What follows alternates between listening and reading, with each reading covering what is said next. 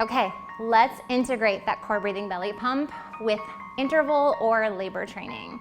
So the first thing we're gonna do is take those overhead reaches. So I want you to just start to get the heart rate up, start to think about your breath. Inhale, ribs and belly.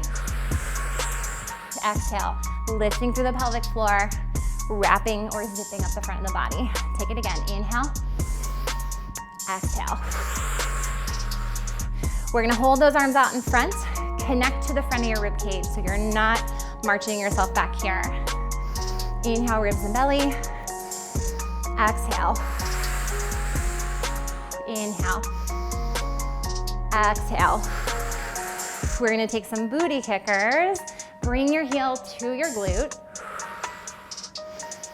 Inhale, release. Exhale, engage. And then we are gonna step out into a lateral lunge with that breath. Take those glutes behind you. One more on this side. Switching to the other side. Chest and shoulders are open. Last one. Okay, we're gonna head into our first 1 minute exercise, right back where we started. So we've got 1 minute here to focus in on that breath. Feel that weight shift from leg to leg, reaching across your body. Figuring out where is your inhale, where is your exhale. You've got about 25 seconds to go here. Keep breathing. Are you breathing? The most important question.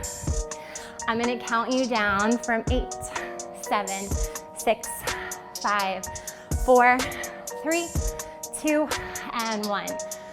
You are gonna come all the way down to the ground. You saw that big breath I just took up top?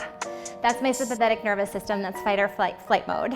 And what we're gonna do by coming down is turn all of that off, using my breath to get down there. And your choice. If you're comfortable on your back, it's the fastest way to get that diaphragm to start working for you again. If you're not, just come down to your side. And we're gonna recover here for about 30 to 45 seconds. Focusing on inhale, ribs and belly. Exhale, no core breathing belly pump on these rests. You actually wanna exhale and try to release even deeper. Check in with your pelvic floor. Make sure it's not lifting as you breathe out. No need to recruit those pelvic floor muscles as we're in rest and recovery. You can close your eyes if that helps you get there faster. And see how long it takes you to convert that upper chest breath down into your ribs and belly again. On your next exhale, wrap or brace those core muscles.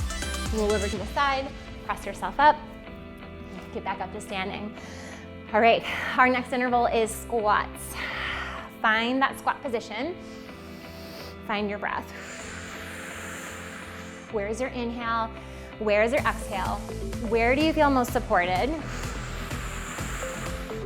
Keeping the chest and shoulders open, keeping that connection to the front of the ribs, making sure that you feel your glutes. Yeah, there's so much to think about. Inhale, exhale. And maybe that breath doesn't happen on every single squat, but it's every 2 squats, every 3 squats. The important thing is that you're using that breath, you're coordinating it with your movement.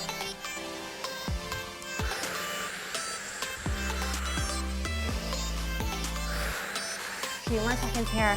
We're gonna go 4, 3, 2, and 1. Good. Bring yourself all the way down for that recovery.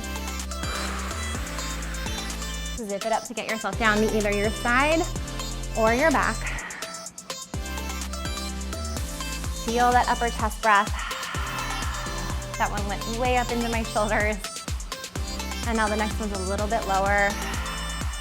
Turning off my pelvic floor.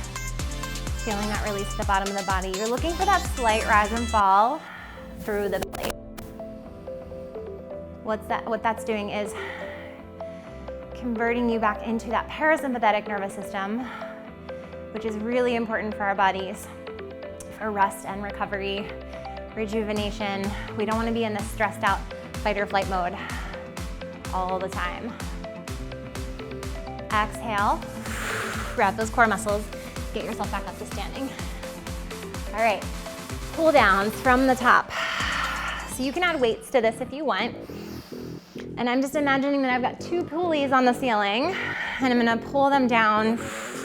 So I'm activating those lats. I'm feeling that support down my back. Make sure that your ribs are on top of your hips, not behind yourself. We've got about a minute to go here.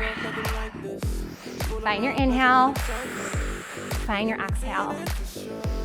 Same thing as before. What works for you? Where does it feel natural to breathe out? Wrap and engage that core. Try to breathe in through your nose if you can.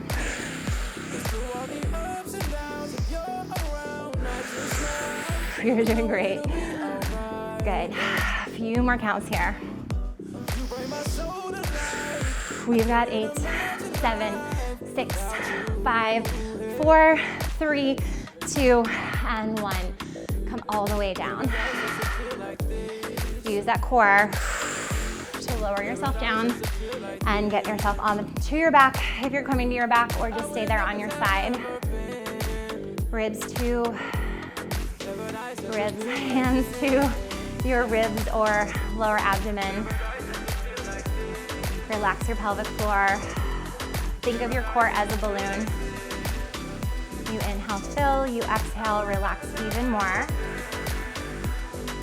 If you are a mantra person or meditation works really well for you, you can use some of those tools here to help you relax even further. Maybe a nice positive mantra. One more breath here. Good. Wrap those core muscles. Get yourself back up to standing. We've got 2 more rounds of training. So we are gonna take either a tap out, or if you are still early and you're doing jumping jacks, pelvic floor feels fine. Or if you're at the point in your postpartum recovery where you're back to jacks, you can go ahead and do full jumping jacks there. You want to check in with your pelvic floor. Make sure you can feel that lift on the exhale. And if you are jumping, you want to make sure that you also don't feel pressure, pain, and there's no leaking. If there is, you're going to scale it back to arms. And if you have any of those symptoms here, you're actually going to take this down to just tapping out to the side.